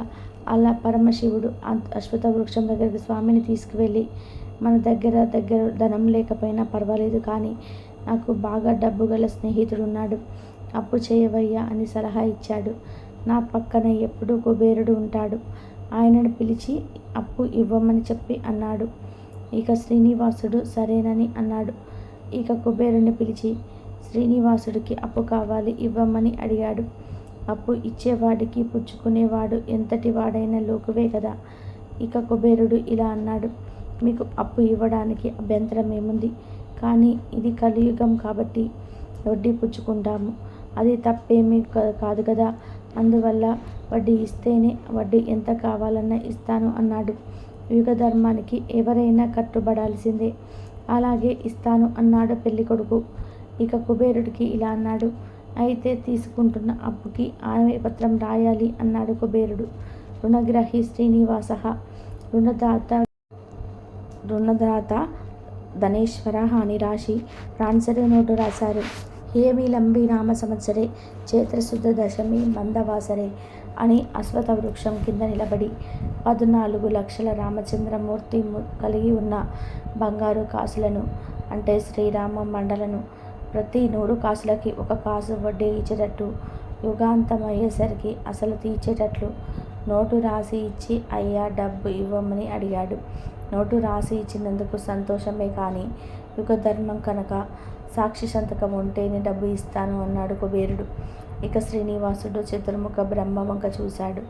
ఆయన నేను సాక్షి సంతకం చేస్తానన్నాడు. ఒక సాక్షి, ఒక కొడుకు ఉన్నా ఉండకపోయినా ఒకటే, ఏమి అనుకోకుండా ఇంకొక సాక్షి సంతకం కావాలి అన్నాడు కుబేరుడు. ఇక శ్రీ వెంకటేశ్వర స్వామికి నమ్మకమైన స్నేహితుడైన పరమశివుడి వంక చూస్తే తాను చేస్తాను అన్నాడు. ఇక కుబేరుడు ఇలా అన్నాడు, మీరు పెడితే ఇంకా మాకు సంతోషం, తప్పకుండా ఇచ్చేస్తామన్నాడు కుబేరుడు. ఇక పరమశివుడు సాక్షి సంతకం పెట్టాడు. అప్పుడు మెల్లగా కుబేరుడు 3 సంతకం పెడితే ఎంత బాగుండో అని బలంగా అన్నాడు. అప్పిచ్చేవాడు ఎంత నాటకీయంగా అందంగా మాట్లాడాడు చూడండి. 3వ వాడు ఎవరా అని తలపైకి ఎత్తి చూస్తే అశ్వత్థ వృక్షం కనబడింది. దానికన్నా ధర్మమూర్తి ఇంకెవరు ఉండరు, నేను చేస్తాను మహాప్రభు అని వృక్షం కూడా సంతకం చేసింది. 3 సంతకాలు చేసిన తర్వాతే అప్పు ఇచ్చాడు కుబేరుడు. అప్పు ఎలా తీరుస్తాడో కూడా శ్రీనివాసుడు పత్రంలో చెప్పాడు. భవిష్యత్తులో నా భక్తులు చాలా కానుకలు నా ఉండిలో వేస్తారు, ఆ డబ్బుతో నీ అప్పు తీరుస్తాను అంటాడు. డబ్బు మీ దగ్గర ఉంచి కట్టు చేయమని కుబేరుడితో శ్రీనివాసుడు పలుకుతాడు. ఇక పెళ్ళికి అప్పు దొరికింది కనుక అప్పుడు పెళ్ళికి విందు భోజనాలకి కావలసినంత సరుకులు తెప్పించారు. అలా శ్రీనివాసుడికి అప్పిచ్చాడు కుబేరుడు. అప్పు కోసం ఆ శ్రీనివాసుడు అప్పుడే ఇన్ని పాటలు పడ్డాడు. ఇప్పటికీ ఆ పత్రం తిరుమలలో ఉంది. అందుకే మొక్కు పిండైనా సరే మొక్కులు వసూలు చేసుకుంటాడు ఆ వడ్డీ కాసులవాడు. ఆ విధానంగా శ్రీనివాసుడు పెళ్ళి రంగరంగ వైభవంగా జరిగింది. ఈ కథను ఈరోజు ఎవరు విన్నారో వారు అదృష్టవంతులే. వారి యొక్క జన్మజన్మల పాపాలు మొత్తం ఈ రోజుతో పోతాయి, సకల శుభాలు కలుగుతాయి. ఇక ఈరోజు తప్పక వినవలసిన మరి ఒక కథ గురించి విందాం. ఈ పవిత్ర కథ భవిష్యోత్తర పురాణంలోని కథ. కలియుగ ప్రత్యక్ష దేవుడైన శ్రీ వెంకటనాథుడికి అఖిలాండ కోటి బ్రహ్మాండ నాయకి అయిన పద్మావతి దేవిని కన్యాదానం ఇచ్చిన మహానుభావుడు తొండమండలాధీశుడైన ఆకాశరాజు. తొండమానుడు ఆకాశరాజు సోదరుడు, అమిత శ్రీనివాస భక్తుడు. స్వామి ఆజ్ఞపై తిరుమలలో భక్తుల నిర్మాణం చేయించిన ధన్యజీవి. బ్రహ్మాది దేవతలు నిత్యం వచ్చి శ్రీ వెంకటపతిని సేవించుకునేది తొండమానుడు కట్టించిన ఆలయంలోనే. తొండమానుడు ఎంతటి భక్తుడంటే నిత్యము స్వామితో సంభాషణలు చేసేవాడు. ఇలా ఉండగా ఒకరోజు ఆకాశవాణి ఇలా పలికింది, ఆహా, ఎంత పుణ్యం చేసుకున్నావయ్యా, శ్రీనివాసుని ప్రతి కైంకర్యము నీ చేతుల మీదుగా శ్రద్ధాభక్తులతో రంగరంగ వైభవంగా చేస్తున్నావు రాజా, నీ వంటి విష్ణు భక్తుడు లేడయ్యా అన్నది. అంతవరకు స్వామిని గురించి తక్కువేమీ ఆలోచించని తొండమానుడు ఆకాశవాణి మాటలు నిజమే కదా, నా వంటి భక్తుడు ఆడదు అనుకున్నాడు. ఆహా, అహంకారం ఎంత దారుణమైనది. చివరికి మహనీయుడైన తొండమానుని సైతం విడవలేదు. అహంకారమే సకల భూతాలకు మూలం. అహంకారం, గర్వం ఎంత కొంచెమైనా అది వెన్నవారిని నిలువున దహించి వేస్తుంది. కానీ సామాన్యుడ స్వామివారు శరణు వేడిన పరమశత్రువునైనా సరే దరి చేస్తాడు. అలాంటిది సర్వసుగుణవంతుడు మహాభక్తుడైన తొండమానుడిని పతనం జరగనిస్తాడా? లేదు. వెంటనే తొండమానుడికి గుణపాఠం నేర్పాలని నిశ్చయించుకున్నాడు స్వామి. ఒకరోజు తొండమానుడు స్వామితో సంభాషిస్తూ ఇలా అన్నాడు. నా వంటి భక్తుడు ఈ ముల్లోకాలలో లేడు. అసలు నేను తప్ప నీకు నిజ భక్తుడు ఎవరైనా ఉన్నారా దేవాదిదేవా అని అందించాడు. జగన్నాటక సూత్రధారి అయినప్పటికీ చిరుమందహాసంతో సమాధానమిచ్చి ఆ తొండమానుడికి గుణపాఠం చెప్పే నాటకానికి అప్పుడే శ్రీకారం చుట్టాడు. ఒకరోజు తొండమానుడు రోజులాగానే ఉదయాన్నే స్వామి దర్శనం చేసుకుని నిశ్చల భక్తితో ఆ పరమ పురుషుని ధ్యానించి కలిదోష నివారణమైన శ్రీవాసుని చూశాడు. శ్రీవారం పాదం చుట్టూ ఉన్న కోట్లాది సౌర్య మండలాల వల్ల ప్రకాశిస్తున్నాయి తొండమానుడిని పూజించిన సువర్ణ కమలాలు. కానీ ఆశ్చర్యం, కనులు మిలమెట్లు కొలిపే ఇంత సువర్ణ కాంతులలోనూ రాజుకు వాడిపోయి మట్టి అంటుకున్న కమలాలు, తులసి దళాలు కనబడ్డాయి. ఇక వెంటనే ఇలా అనుకున్నాడు. ఏమిటి చిత్రం! వేసిన తలుపులు వేసినట్లే ఉన్నాయి. అయినా ఈ సుమాలికలు ఎక్కడికి ఎలా వచ్చాయి? నేను స్వామిని స్వర్ణ కమలాలతో తప్ప పూజించాను కదా అని అనుకుని నేరుగా స్వామినే ఈ ప్రశ్న వేశాడు. ఆ దయామయుడు చిరుమంద ఆశంతో ఇలా సమాధానమిచ్చాడు. చూడు నాయనా, ఇక్కడికి కొంత దూరంలో పేద పల్లెలో ఒక సామాన్య కుమ్మరి ఉన్నాడు. అతని భీముడు. పాపం అతడికి నేనంటే వినలేని భక్తి ప్రేమ. అతనుండి ఇంటి మట్టి కుండలో ఒక పువ్వును చేసి నా కర్రబొమ్మ ఒకటి మలిచి అందులో నన్ను భావించుకుంటూ పూజిస్తున్నాడు. భక్తుడు ఎక్కడ భావిస్తే అక్కడ దీవించడం నా బాధ్యత కదా. ప్రహ్లాదుని కథ నీకు తెలియనిది కాదు కదా. పాపం అతనికి మంత్రతంత్రాలు తప్పు యోగాలు ఏమీ లేవు. అయినా కూడా త్రికరణ శుద్ధిగా నిరంతరం నన్ను ధ్యానిస్తూనే ఉంటాడు. తాను కుండలు చేస్తున్న అన్నం తింటున్నా ఎప్పుడు నా ఊసే నా ధ్యాసే. తన కులాచారం ధర్మం ఎల్లవెల్లలా పాటిస్తాడు. సూర్యోదయానికి పూర్వమే లేచి తనకు తెలిసిన రీతిలో స్నానాది శౌచములు ఆచరించి నా పేరు స్మరిస్తూ తులసి దళాలు సమర్పిస్తే అక్కడ అతను వేసిన ధనాలే నీకు ఇక్కడ కనబడుతున్నాయి. అతనే కాదయ్యా, వారి కుటుంబం అంతా కూడా అంతే. నా మాట నా పాట తప్ప వారికి ఏది రుచించదు.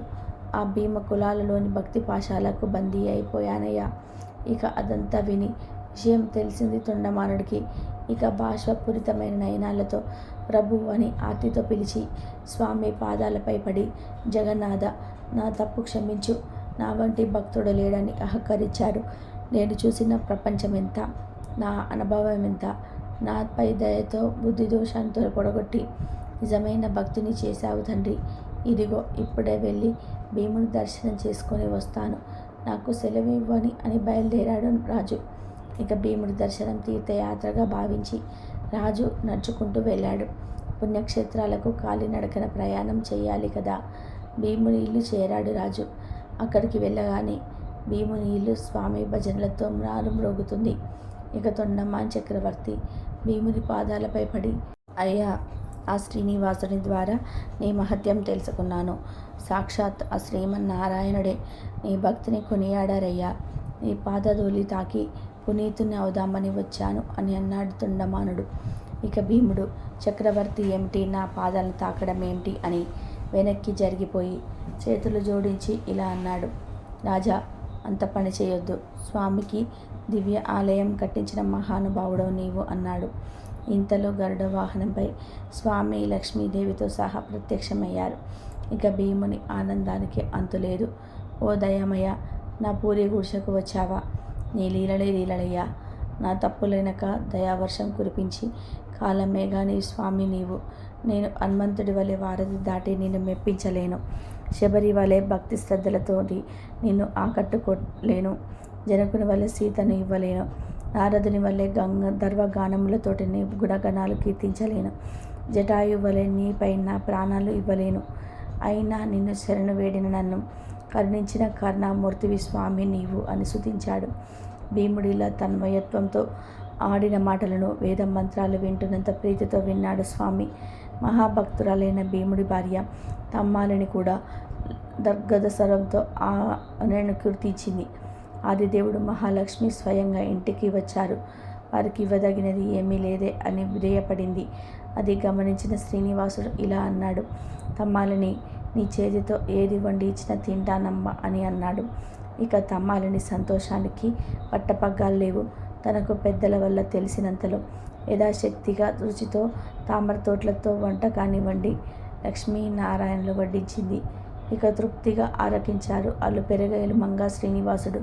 తొండమ్మాను చూస్తుండగానే దివ్య శరీరధారుడై వైకుంఠ ధామాన్ని చేరారు శ్రీమకులాల దంపతులు. ఇదంతా ఆశ్చర్యంగా చూసిన తొండమానుడు, ప్రభు, నా సంగతి ఏమిటి అని ప్రాధేయపడ్డాడు. అప్పుడు జగన్నాథుడు ఇలా అన్నాడు, రాజా, తర్వాత జన్మలో నీవు విరాగివై నా ఏకాంత భక్తుడా అవుతావు. అప్పుడు తప్పక నీకు ముక్తి లభిస్తుంది అని చెప్పి తొండమానుని ఊరడించాడు. ఇలా తొండమానుడికి భీముడికి ముక్తిని ప్రసాదించాడు శ్రీ వెంకటేశ్వరుడు.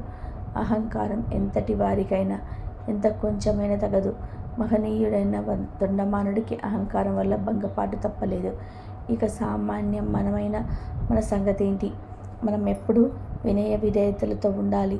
ధర్మం, కర్తవ్యం పాటిస్తూ స్వామిని నిష్కల్మష భక్తితో కొలిచే వారికి కరుణిస్తాడు భగవంతుడని నిరూపించాడు భీముడు. కులం కన్నా గుణం ప్రధానం కదా. కాబట్టి అదృష్టవంతులు మాత్రమే ఈరోజు ఈ కథను వింటారు. ఈ కథను ఈరోజు ఎవరైతే విన్నారో మీ ఇంట్లో సకల శుభాలు కలుగుతాయి. ఈరోజు శ్రీవారి కళ్యాణం కథను ఎవరైతే వింటారో వారి ఇంట్లో అన్ని శుభాలే కలుగుతాయి. ఎలాంటి పాపాలైన పోయి కోటి జన్మల మహాపుణ్యం వస్తుంది. జీవితంలో దరిద్రం దరిచేరదు. మరి ఎంతో పవిత్రమైన శ్రీనివాసుని కళ్యాణ కథను ఇప్పుడు విందాం. పూర్వం మునులందరూ ఒకచోట సమావేశమై శ్రీ వెంకటేశ్వరుని వైభవం వర్ణింపమని సూతుని ప్రార్థించారు. దానికి సూతుడు బ్రహ్మానంద భరితుడై, ఇంతకంటే వినేదగినది చెప్పదగినది ఏముంటుంది, తప్పక చెప్తాను వినండి అని ఇలా కథ చెప్పడం ప్రారంభిస్తాడు. కలియుగంలో వెంకటాచలం పరమ ప్రశస్తమైన పుణ్యక్షేత్రం. దాని మహిమ వింటే చాలు సకల శుభాలు చేకూరుతాయి. కృతయుగంలో వృషభాద్రి అని, త్రేతాయుగంలో అంజన పర్వతమని, ద్వాపర యుగంలో శేషశైలం అని పిలువబడే గిరివరమే కలియుగంలో వెంకటాచలం అని పేరు వహించింది. యుగభేదాన్ని బట్టి ఆ పర్వతానికి నామభేదాలు ఏర్పడ్డాయి. వేం ప్లస్ కట అనగా సర్వ పాపాలను గ్రహించేది అని అర్థం. పూర్వం కసకాది మనులు గంగానది తీరంలో యజ్ఞం చేయడానికి పూనుకున్నారు. నారద మహర్షి అక్కడికి వచ్చి, మీరు ఈ యాగం ఎందుకు చేస్తున్నారు? ఈ ప్రతిఫలం ఎవరికి చెందుతుంది? దేవతల్లో ధ్యానింపదగిన వారెవరు అని వాళ్ళను ప్రశ్నించాడు. ఆ పలుకులు విని యువకులందరూ సంశయంలో పడతారు. ఎటు తేల్చలేక సందేహం నివారింపమని గురువు మహర్షికి వేడుకుంటారు. వేలుపులందరినీ పరీక్షిస్తే గాని వారి యోగ్యతను నిర్ణయించడానికి గురుమహర్షి మొట్టమొదట బ్రహ్మలోకానికి బయలుదేరతాడు. ఆ సమయంలో చతుర్ముఖుడు సరస్వతి తనయుడే దిక్పాలకులతో ఇలా ముచ్చటిస్తూ ఉంటాడు. వచ్చిన మునులను పట్టించుకోడు. దానితో మహర్షికి బ్రహ్మదేవుడు అపూజ్యుడు అనే భావం కలుగుతుంది. అతను అక్కడి నుండి హుటాహుటిన కైలాసానికి పోతాడు. కైలాసంలో శివుడు పార్వతీదేవితో విహరిస్తూ ఆ ఋషి వంక కన్నెత్తైన చూడరు. అందువల్ల శంకరుడు కూడా అపూజ్యుడే అని నిర్ణయించుకుంటాడు. వెంటనే ఆ చోట నుండి శ్రీ మహావిష్ణువు దగ్గరకు వైకుంఠ నగరానికి వస్తాడు. అప్పుడు వైకుంఠంలో శ్రీ మహావిష్ణువు లక్ష్మీదేవితో వినోదిస్తూ శేషశయన అలంకరించి ఉంటాడు. తన లోకమే తనదిగా ఉన్న మాధవుని చూడగానే మహర్షికి కోపం అద్దుమీరుతుంది. వెంటనే అతడు లక్ష్మీపతి వక్షస్థలాన్ని గాలితో తంతాడు. అప్పుడు నారాయణుడు వెంటనే లేచి మునికి నమస్కరించి, మునిపుంగవ, అతిథి కోమలమైన నీ పాదకమలం కఠినమైన నా వక్షంతోకి ఎంత నొప్పిందో ఏది చూడనివ్వండి అంటూ ఆయన పాదాలు కడిగి ఆ జలం తలపై చల్లుకుంటాడు. అహంకారానికి కారణమైన మూడో నేత్రాన్ని తాను చిరిపివేస్తాడు. భృగు మహర్షి తాను చేసిన తప్పుకు ఎంతో పశ్చాత్తాపడతాడు. ఇక లక్ష్మీదేవి ఎంతో కోపిస్తుంది. వాసుదేవుని వక్షస్థలం తన నిలయం, మాధవుని వక్షస్థలాన్ని తను కాలితో తన్నినా కూడా ఆ మహర్షిని మాధవుడు ఏమీ అనలేడని శ్రీ మహాలక్ష్మికి ఎంతో కోపం వచ్చింది. ఆమె క్రోధావేశంతో నేను ఆ క్రోధావేశంతో నేను ఇక్కడ ఒక క్షణం కూడా ఆగను, నా దారి నాది, నీ దారి నీదే అంటూ తక్షణమే లేచి అక్కడ నుండి వెళ్ళిపోతుంది. ఇక విష్ణుమూర్తి లక్ష్మి వియోగం భరించలేకపోతాడు. ఆయన విషాదంతో వైకుంఠం విడిచి సువర్ణముఖి తీరంలో శాంతికి నిలయమైన వెంకటాద్రికి వస్తాడు. అక్కడ ఒక పుట్టలో ప్రవేశిస్తాడు. ఇలా కాలం గడిచిపోతుంది. అది ద్వాపర యుగాంతం. ఆ కాలంలో చోళ రాజ్యాన్ని ధర్మాత్ముడైన ఒక చోళ ప్రభు వేలుతుంటాడు. శ్రీనివాసుడి కోసం బ్రహ్మ గోవుగాను రుద్రుడు తోడగాను మారతారు. శ్రీ మహాలక్ష్మి గోపాలిక రూపంలో వచ్చి ఆ గోవస్థానాలను చోళరాజుకు విక్రయించి కొల్హాపురం చేరుతుంది. దండిగా పాలించే ఆ ధేనువును రాణి కరు శ్రద్ధగా చూసుకుంటూ ఉంటుంది. మాయా గోవు ఆ రాజుగారి మందిరంలో చేరి వేదకై వెంకటాద్రికి వచ్చి అక్కడ శ్రీనివాసుడిని వెతుకుతుంది. పుట్టలో ఆయన్ని పసికడుతుంది. ఆనాటి నుండి అది అనుదినం అక్కడికి వచ్చి క్షీరం వర్షించి శ్రీనివాసును తృప్తిపరిచేది. తోటి గోవులతో కలిసి మళ్ళీ ఊరు చేరుతూ ఉండేది. కొండ పొదుగులతో మిగిలిన గోవులని ఇంటికి మరలి వస్తే ఈ ఆవు ఒట్టి పొదుగుతో రావడానికి కారణమేమిటి? నీవు పాలన్నీ తాగేస్తున్నావా? నిజం చెప్పు అని రాణి పశువుల కాపరిని నిలదీసి అడుగుతుంది. పాపం గోపాలుడు తనకేమీ తెలియదంటూ అంటాడు. పొంగుతున్నాడని ఆమె కఠినంగా శిక్షిస్తుంది. ఈ ఆవు అంతు తేల్చుకోవాలని మరునాడు గోపాలుడు ఆవు మందలో అడుగు పెడతాడు. ఆ గోవును ఒక గంట కండి పెడుతూ ఉంటాడు. అది మామూలుగా పుట్ట దగ్గరికి పోతుంటే చాటు మాటున ఉండి అంతా గమనిస్తూ ఉంటాడు. పుట్టలోకి పాలు దిగజారుతున్న ఆవును చూడగానే వాడికి ఒళ్ళు బగ్గుమంటుంది. వెంటనే గొడ్డల్ని పైకెత్తి ఆవు తల మీద కుట్టబోతాడు. ఇక పుట్టలో ఉన్న శ్రీనివాసుడు చివ్వున వెలుపలికి వచ్చి ఆ గొడ్డలి వేటుకు తన శిరస్సు అడ్డు పెడతాడు. ఆయన తలకు బలమైన గాయం కలిగి నెత్తురు పైకి చిమ్ముతూ ఈ పాపానికి ఫలంగా గొల్లడు అక్కడికక్కడే నేల కూలి మరణిస్తాడు. ఇక శ్రీనివాసుడు పుట్టలో ప్రవేశిస్తాడు. ఇక ఆవు పొదుగు తీస్తూ నారాయణుడు రూపం చేరుతుంది. అక్కడ రాజుగారి సంబరపడి దొర్లాడుతుంది. ఈ వైపరీత్యం ఏంటో కనిపెట్టమని రాజు వినియోగిస్తాడు. వారు ఆ గోవు వెంట వెంకటాద్రికి వెళ్తాడు. పుట్ట వద్ద చచ్చిపడి ఉన్న గొల్లవాణ్ణి పుట్టలో నుంచి పైకి వెళ్తున్న రక్తాన్ని చూస్తాడు. ఇక భయభ్రాంతుడై పరిగెత్తి వచ్చి వర్తమానం ప్రభువుకు నివేదిస్తాడు. ఇక రాజు సంభ్రమాశ్చర్యంతో అక్కడి నుంచి బయలుదేరి పుట్ట దగ్గరికి వస్తాడు. ఇక వాసుదేవుడు పుట్టలో నుంచి బయటకు వచ్చి, రాజా, నువ్వు దుర్మార్గుడివి, నీ మూలంగా నాకు దుఃఖం కలిగింది కనుక పిశాచము కమ్మని శపిస్తాడు. పిశాచ రూపం పొందిన చోళుడు దీనంగా ఇలా అంటాడు. దేవా, నేను నిరపరాధిని, నన్ను ఇలా ఎందుకు శపించావు అంటాడు. అందుకు శ్రీనివాసుడు ఇలా అంటాడు. నిత్యము నాకు పాలిస్తున్న ధేనువు మీద ప్రేమతో నిన్నిలా శపించవలసి వచ్చింది. నా భక్తులకు బాధ కలిగితే నేను కొద్దిగా కూడా సహించలేను. నువ్వు కొంతకాలం ఈ రూపంలో ఉండక తప్పదు. తర్వాత ఆకాశరాజుగా జన్మిస్తావు. అంతలో నీకు శాప విమోచనం అవుతుంది. అటుపై నీ పుత్రికను నాకిచ్చి పెళ్లి చేస్తావు. నాకు ఎంతో ఇష్టమైన వాడు అవుతావు, విచారించకు అని అనుగ్రహిస్తాడు. పూర్వకల్పంలో శ్రీ మహావిష్ణువు శ్వేతవారాహ రూపంలో హిరణ్యాక్షుని సంహరిస్తాడు. శిష్ట రక్షణకే ఆయన వెంకటాద్రిలో నివాసం ఉంటాడు. ఒకనాడు వృషభాసురుని చంపి తిరిగి వస్తూ అక్కడ విచారిస్తున్న శ్రీనివాసుని వరాహస్వామి చూస్తాడు. అలా చూసి, నువ్వెవరు, నువ్వు ఎక్కడెందుకున్నావని ప్రశ్నిస్తాడు. అక్కడ శ్రీనివాసుడు తాను వాసుదేవునని, లక్ష్మి తనపై అలిగి వెళ్ళిపోయిందని, ఆత్మశాంతి కోసం ఇక్కడికి వల్లివీకంలో ఉంటున్నానని, కలియుగాంతం వరకు ఇక్కడే ఉండాలని ఉబలాట పడుతున్నానని, తనకు ఆవాస స్థలం కల్పించమని శ్రీనివాసుడు క్షేత్రప్రభు అయిన వరాహస్వామిని అర్థిస్తాడు. ఇక వరాహస్వామి తనకు తగిన మూల్యమిచ్చి తలం కొనుక్కోమని చెప్తాడు. నా వద్ద డబ్బు లేదు, నాకు చోటిస్తే భక్తులు నాకంటే ముందే నిన్ను దర్శించేటట్లు, నీకే ప్రథమ నైవేద్యం సమర్పించేటట్లు చేస్తానని శ్రీనివాసుడు మాట ఇస్తాడు. అందుకు వరాహస్వామి అంగీకరిస్తాడు. ఈ విధానంగా ఏకరూపులైన స్వామిలిద్దరూ భక్తుల కొరకు వెంకటాద్రిలో వినోదం సలుపుతారు. ఆ పైన వరాహస్వామి తనకు సేవ చేస్తున్న వకులాదేవిని శ్రీనివాసుడు సేవకు వినియోగిస్తారు. ఆమె ప్రతిదినం అన్న పానీయాలు సమకూరుస్తూ అచ్యుతుని కొలుస్తుంది. ఈ వకులాదేవి శ్రీకృష్ణ అవతారం యశోదాదేవి. యశోదగా కృష్ణుణ్ణి ఎంతగా లాలించినా పాలించినా ఆమెకప్పుడు పుత్రమోహం తీరలేదు. మరికొంతకాలం మాధవుని మంగళ రూపాన్ని సేవించాలని బలాటపడుతుంది. తన అభిలాష తెలుపుతుంది. నీ మనోరథం మరో జన్మలో నెరవేరుతుందని శ్రీకృష్ణుడు ఆమెకు వరమిస్తాడు. ఆ వర ప్రభావం వలనే యశోద వకులాదేవిగా అవతరించి ఇప్పుడు శ్రీనివాసుని సేవా భాగ్యం నోచుకుంది. ఇంతలో కలియుగం వస్తుంది. శాపగ్రస్తుడైన చోరవిభుడు ఆకాశరాజుగా ఆవిర్భవించి నారాయణపురానికి ఆయనే అతడికి తొండమానుని సోదరుడు ఉంటాడు.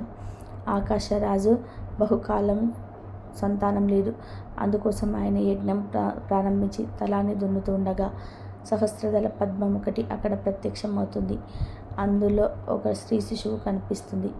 రాజు ఆ వింత శిశువును ఆశ్చర్యంతో చూస్తూ ఉండగా ఆకాశవాణి ఇలా పలుకుతుంది. రాజా, ఈమెను నీ కుమార్తెగా స్వీకరించి పెంచి పోషించు. ఈ బిడ్డ వలన నీకు అపారమైన కీర్తి లభిస్తుంది అంటుంది. ఇక రాజు ఎంతో సంతోషించి ఆ పసికందును పత్ని అయిన ధరణీదేవికి అప్పగించి పద్మం నుండి ప్రవహించిన గనుక ఆమెకు పద్మావతి అని నామకరణం చేస్తాడు. పద్మావతి ఇంటికి వచ్చిన శుభవేళ ఎలాంటిదో కానీ వెంటనే నారి మళ్ళీ గర్భం దాలుస్తుంది. నవమాసాలు వెళ్ళి ఒక పుత్రుని కంటుంది.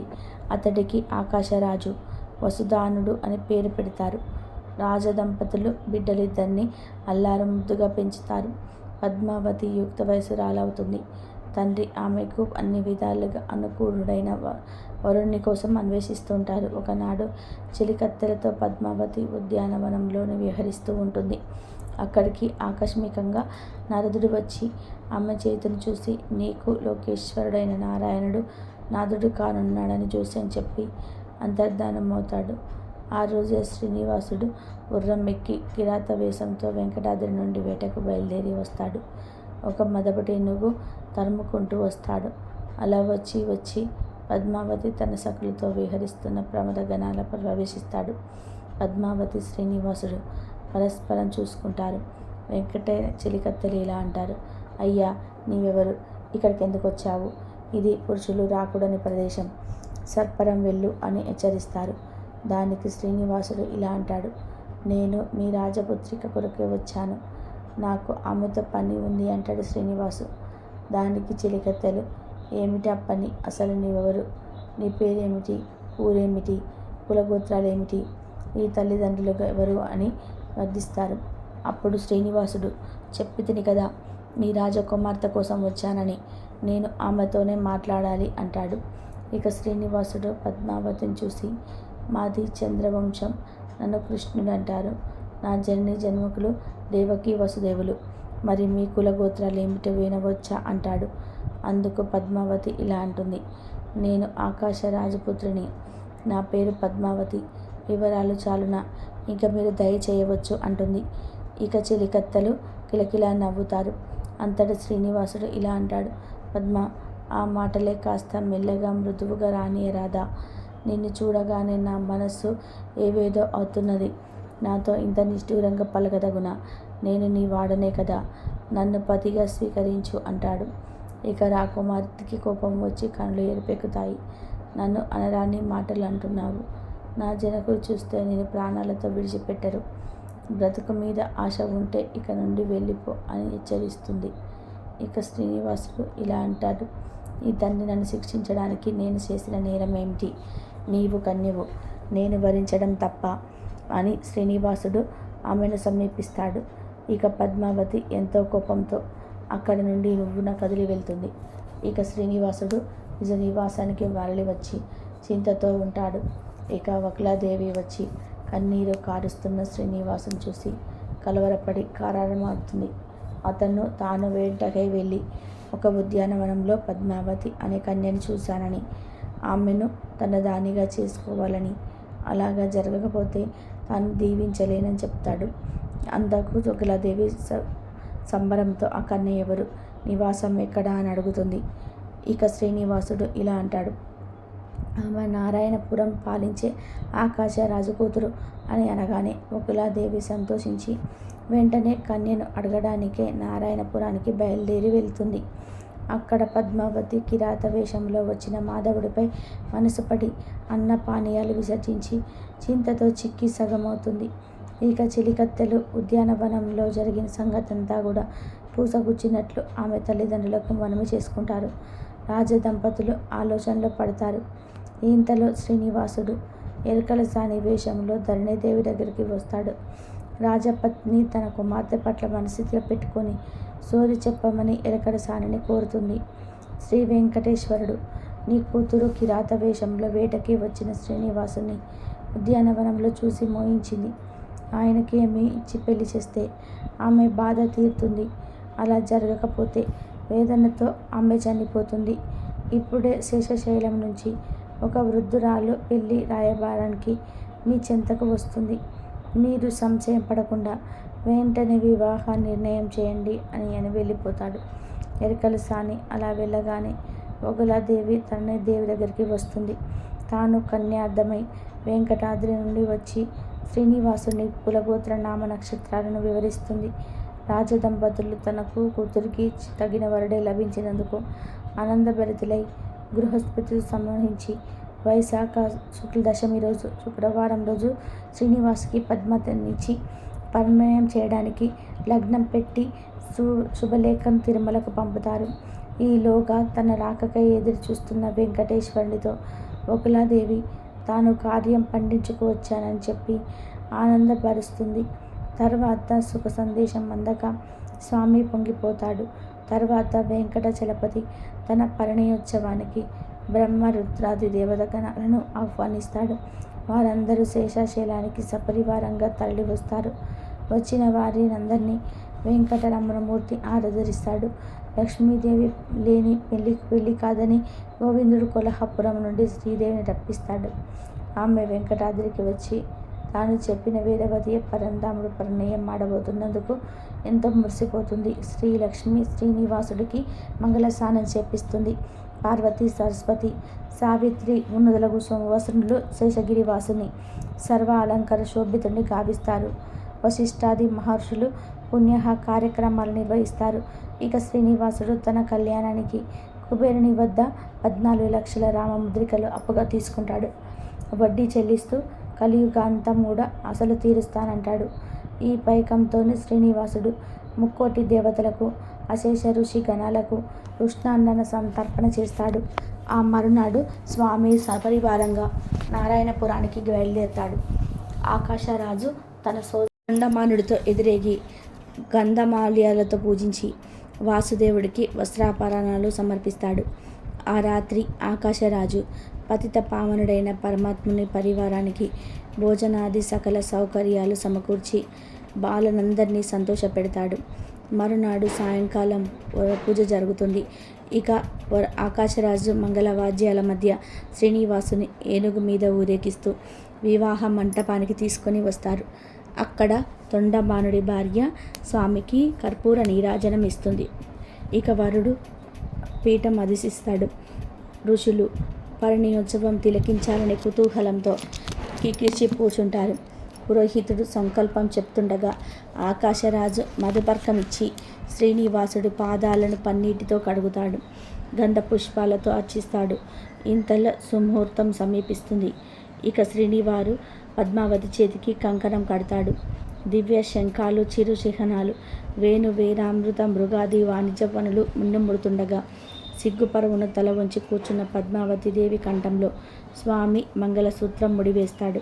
పిమ్మట వధూవరులు ముత్యాల తలంబ్రాలు పోసుకుంటారు. తక్కిన పెళ్లి తతంగమంతా శాస్త్రోక్తంగా జరిగిపోతుంది.